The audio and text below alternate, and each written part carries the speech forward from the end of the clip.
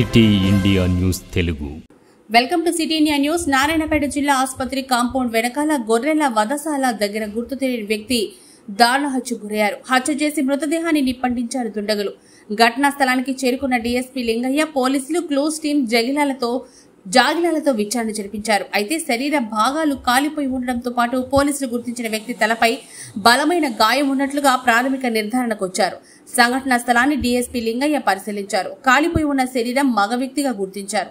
శరీరంపై ఎర్రటి మొలతాడు గుర్తించి హిందూ వ్యక్తిగా నిర్ధారణకు వచ్చారు. డాగ్ స్క్వాడ్, క్లూస్ టీం బృందం ఘటనా స్థలానికి చేరుకొని చనిపోయిన వ్యక్తి మృతదేహం ఎవరిది అనే కోణంలో విచారణ చేస్తున్నారు.